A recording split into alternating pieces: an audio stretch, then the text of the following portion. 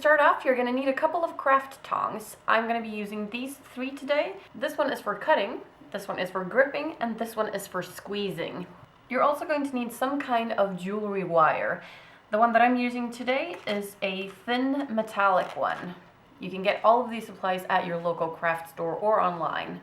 You're also going to need beads, any kind of beads that you want to use. And for this specific technique, you're going to need something called squeezing beads, which is these miniaturized beads right here.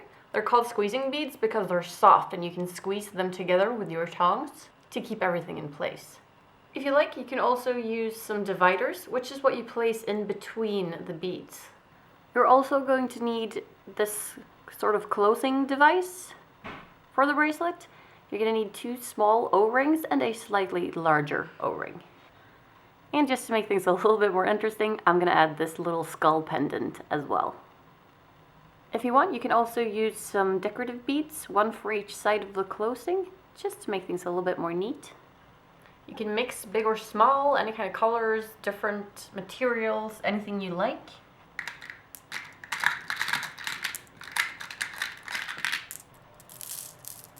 So I've decided to mix these 2 kinds of beads today.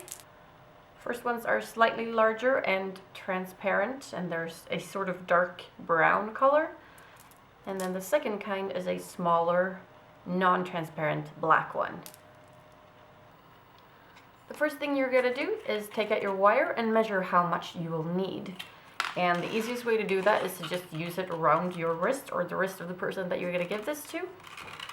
And then remember that you need a little bit of extra because we're going to be folding in the edges to be able to open and close.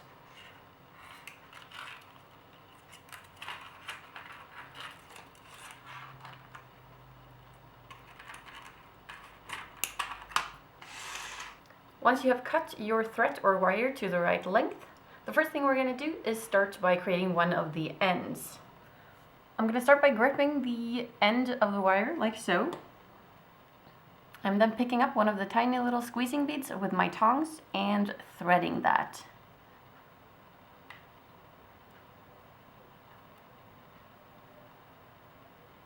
And then I'm repeating that with the second squeezing bead.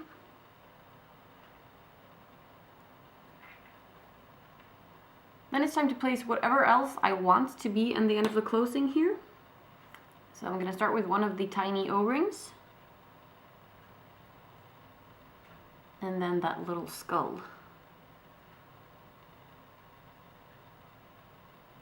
After that, it's time to make a loop, and I'm going to keep my 2 squeezing beads between my fingers here and create the loop so that these 2 things end up inside the loop. But the end of that loop is going to go back through the 2 little squeezing beads. First one is through.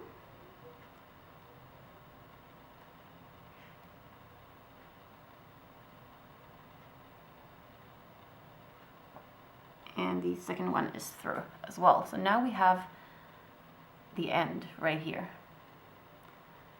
So you want to pull your squeezing beads as far down onto the loop as you can without these things becoming so attached that they can't move. You want them to be able to move around a little bit like this. Once you're happy with that, it's time to squeeze the squeezing beads. And all you have to do is take out your tongs, place them over one bead at a time, and press down.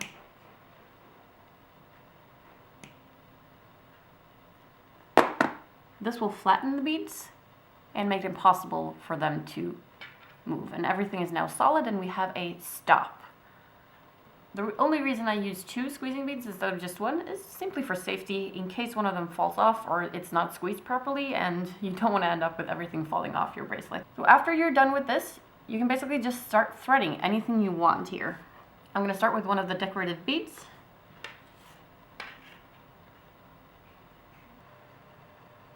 Don't worry about the fact that we now have double ends right here from the loop. As long as you keep threading them both, they're going to disappear into the beads.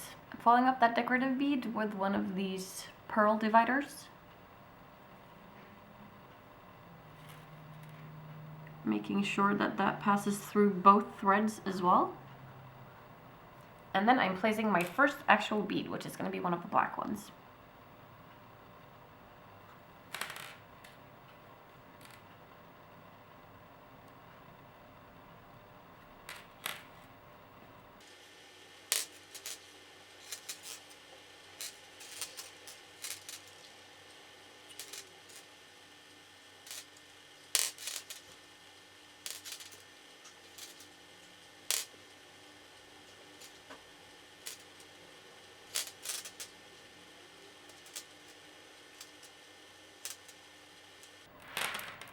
And then once you get to the point where you think you have enough for a full bracelet, just hold on to the end so that you don't drop everything and test it out.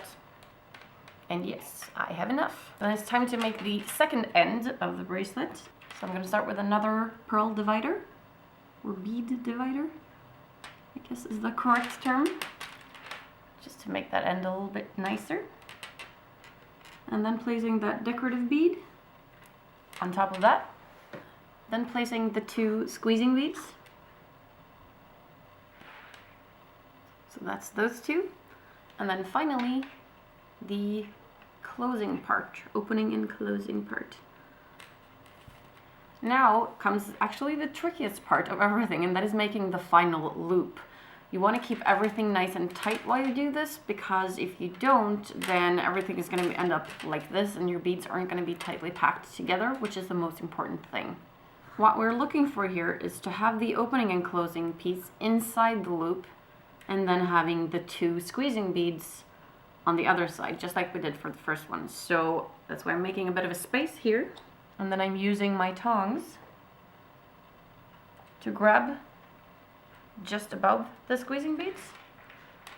And this end is a little bit too long right now, so I'm just going to cut that off a little bit. Not too much though.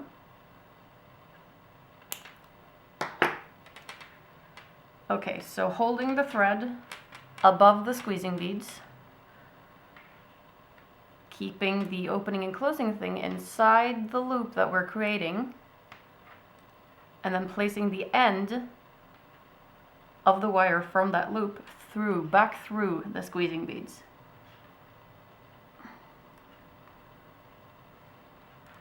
Okay, so it's now gone through the 2 squeezing beads and the decorative bead.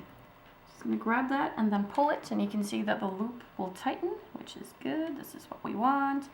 And then you tighten this as much as you can, and then you squeeze the squeezing beads to close. And all that remains now is to cut this wire off, the extra wire. And there you have it. Your bracelet is now done. If you don't want to use this tiny little loop that we attached at first to use that as the closing device, you can add a slightly larger one into the smaller one. But you can totally do that afterwards, because these you can open and close. So I might actually do that. And here is where it comes in handy to have 2 tongs instead of just one. Just can hold one and use the second one to open. There we go. Then close it again, and then we have a slightly larger loop for that opening and closing to go into.